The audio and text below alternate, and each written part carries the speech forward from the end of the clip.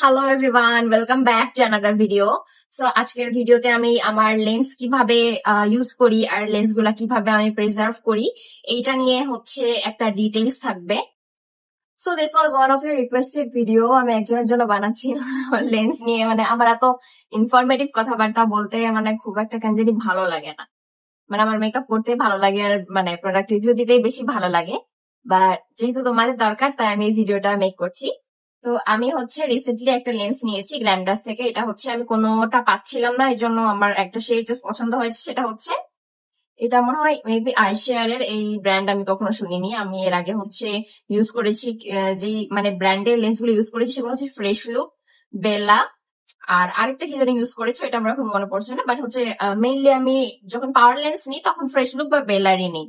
আমার যে পাওয়ার লেন্স দুইটা আছে, একটা হচ্ছে একদম ট্রান্সপারেন্ট, আরেকটাও মানে একদম ট্রান্সপারেন্ট এর মতোই, হালকা একটু ব্লু টাইপ মানে ফিনিশিং দেখা যায়, বাট হচ্ছে ওইটা পরলে আর বোঝা যায় না যে ওইটা অ্যাকচুয়ালি ব্লু। সো হচ্ছে পাওয়ার লেন্স যদি কিনতে চাও তাহলে তুমি হচ্ছে ডিরেক্ট চশমার দোকানে যে ওখানে যে অর্ডার দিয়ে আসতে হবে একদিন বা 2 দিন আগে। দিয়ে বলতে হবে তোমার পাওয়ারের হচ্ছে প্রেসক্রিপশনটা দিয়ে আসবা, তারপর তুমি কত পাওয়ারের হচ্ছে যে লেন্স চাও এটা হচ্ছে ওদেরকে বলতে হবে। আর যদি পাওয়ার লেন্স যদি কিনো তাহলে একটু ভালো ব্র্যান্ডের কেনার চেষ্টা করবো। ওদেরকে জিজ্ঞেস করবা কোনটা কোনটা ভালো ব্র্যান্ডের মানে লেন্স আছে আপনাদের কাছে, বা তোমার পরিচিত কোনো অপটিক্যাল স্টোর থাকলে সেখানে যাবা। সেখানে যে মানে ট্রাস্টেড অপটিক্যাল স্টোরে যে প্রথম মানে পাওয়ার লেন্স কিনা ভালো। আর আর আমার কাছে যদি পাওয়ার লেন্স সাজেশন চাও তাহলে আমি বলবো যে হচ্ছে ফ্রেশ লুকেরটা কিনতে পারো, বেলাটাও কিনতে পারো। এই দুইটা মেইন মোটামুটি আমি হচ্ছে ইউজ করেছি আর হচ্ছে মোটামুটি কমফোর্টেবল। সো এখন আসি লেন্স কিভাবে হচ্ছে প্রথমে আগে বলি যে লেন্স কিভাবে প্রিজার্ভ করবা। ফার্স্টে হচ্ছে একটা লেন্স মানে আমি এখানে একটা কিনে নিয়েছি। তো এটার সাথে লেন্স আসছে একটা রাইট আয়ের একটা লেফট আয়ের। রাইট লেফট আমার হচ্ছে উল্টাপাল্টা করলে কি হয়, অনেক সময় ঝামেলা হয়। সো দ্যাটস ওয়াই হচ্ছে রাইট লেফট উল্টাপাল্টা না করাটা বেটার তোমাদের জন্য। এটা হচ্ছে শেড হচ্ছে কি বলবো, এটা আমি নিয়েছি গ্ল্যামডাস থেকে। এটা শেড হচ্ছে নিকোসিয়া ব্লু, আর হচ্ছে এটা ডায়ামিটার 14.20 মিলিমিটার, 14.20 মিলিমিটার। আচ্ছা, তো এটার সাথে একটা কিটও আসছে এইরকম ছোট টাইপের।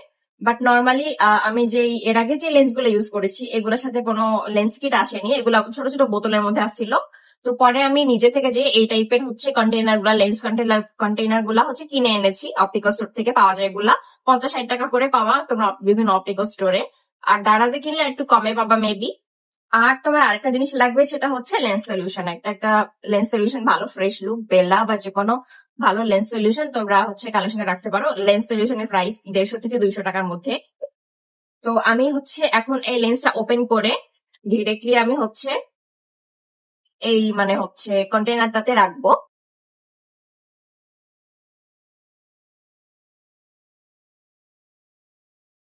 এটা এখন লেন্স সলিউশনের মধ্যে মানে ডুবানো আছে, এটাকে আমি ডিরেক্টলি এটার মধ্যে ট্রান্সফার করব। সো এই যে আমি এখানে ট্রান্সফার করে ফেলেছি। আর এই লেন্স গুলা হচ্ছে তুমি 7 দিন বা 15 দিন পর পর সলিউশনটা, এটা লেন্সের ভিতরে যে সলিউশনটা আছে এটা ফেলে দিয়ে নতুন সলিউশন মানে এটাতে ইনপুট করতে হবে। না হলে হচ্ছে অনেক সময় দেখা যায় কি মানে সলিউশনটা ড্রাই হয়ে লেন্সটা ড্রাই হয়ে যায়, তখন এটা পরার উপযোগী থাকে না। তো তুমি সবসময় মানে আর পরার আগে ট্রাই করবা যে এটাকে যেন আলাদাভাবে হাতের উপর নিয়ে একটু লেন্স সলিউশন হাতে নিয়ে ওইটার মধ্যে ভালো মতো ধুয়ে ওটা চোখে অ্যাপ্লাই করতে। সো লেফট রাইট আমি হচ্ছে খুব একটা চিনি না এমন। আমি হচ্ছে লেফট আর রাইট হচ্ছে যে মানে একটাতে লেফটটা রাখি একটাতে রাইট রাখি।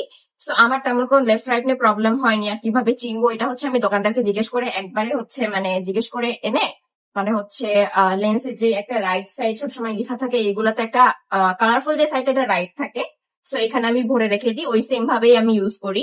আর যদি কখনো এমন হয় যে তোমার চোখ তুমি অ্যাপ্লাই করেছো তার 1 ঘন্টা পরে তুমি কোথাও গেছো, তুমি এটা সবসময় ক্যারি করবা। যদি তোমার চোখে কখনো হচ্ছে দেখা যাচ্ছে যে ইরিটেশন হয় বা খচখচ করে তাহলে অবশ্যই তুমি হচ্ছে মানে লেন্সের যে কিটটা আছে এটা সবসময় ক্যারি করবা। অবশ্যই হচ্ছে যে এর মধ্যে লেন্স সলিউশন থাকতে হবে। যদি এমন হয় যে তুমি এমন জায়গায় গেছো আর তুমি লেন্স সলিউশনটা মানে লেন্স কিটটা আনতে ভুলে গেছো বাই এনি চান্স, তাহলে তুমি একটা কাজ করতে পারো, ওই ইনস্ট্যান্টলি লেন্সটাকে যেন মানে তুমি প্রোটেক্ট করতে পারো। তো তুমি একটা বোতলের মধ্যে মানে যে কোনো পানি বোতলের মধ্যে পানি ভরে ওর মধ্যে হচ্ছে তোমার লেন্সটা খুলে রাখতে পারো। বাট এটা হচ্ছে জাস্ট মানে কি বলবো, কিছুক্ষণের জন্য তুমি এইভাবে রাখতে পারো।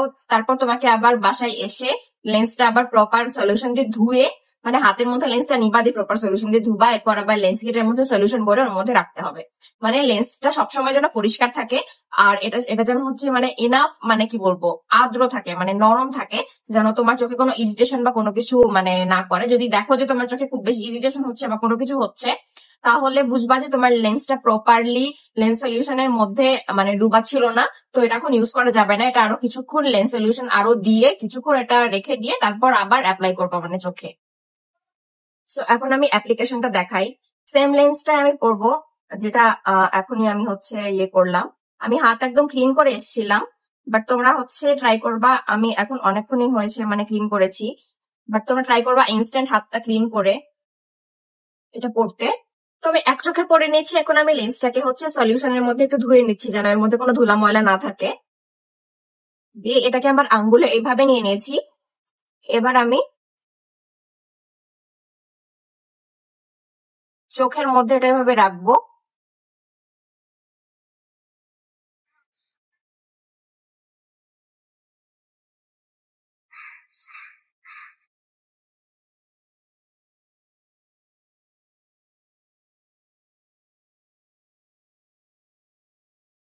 চোখের মধ্যে রাখার পর কিছুক্ষণ হচ্ছে যে কয়েকবার মানে কি বলে এটাকে ব্লিঙ্ক করতে হবে। ব্লিঙ্ক করলে এটা চোখের সাথে ভালো মতো সেট হয়ে যাবে। আর যদি এমন তোমার মনে হয় যে এটা চোখের সাথে কোনোভাবে সেট হচ্ছে না বা খচখচ করছে, খচখচ করলে তাহলে তোমার এটা প্রপার সলিউশনের মধ্যে ছিল না লেন্সটা, মানে মানে প্রপার টাইমিংটা মেনটেন হয়নি। যে আমার এটা আরো কিছুক্ষণ সলিউশনে রাখতে হবে, তারপর তুমি এটা ইউজ করতে পারবা। তো যদি চোখে বেশি ইরিটেশন বা কোনো কিছু হয় তাহলে স্কিপ করতে পারো। আর যদি এমন হয় যে তুমি হচ্ছে মানে কি বলবো লেন্সটা মানে এক চোখে কোনোভাবেই বসছে না, তাহলে ওইটা তুমি মেবি লেফটেরটা রাইটে নিয়েছো, রাইটেরটা লেফটে নিয়েছো। তো তুমি কি করবা, ওই চোখটা বাদ দিয়ে ওটাকে আবার সলিউশন দিয়ে ধুয়ে ওইটাকে লেফট চোখে ট্রাই করবা, তাহলে অনেক সময় দেখবে এটা ওয়ার্ক করে যাবে। আর হচ্ছে যদি এমন হয় যে কোনোভাবেই হচ্ছে না, তাহলে এটা প্রপার টাইম সলিউশনের মধ্যে ছিল না, দ্যাটস ওয়াই হচ্ছে এটা কাজ করছে না। সো এইভাবে আমি আমার লেন্স গুলাকে প্রিজার্ভ করি। লেন্স হচ্ছে তোলার আলাদা একটা ইয়ে টুইজার পাওয়া যায়, বাট আমি ওটা কখনো ইউজ করিনি, আই ডোন্ট নো এটা কিভাবে ইউজ করে।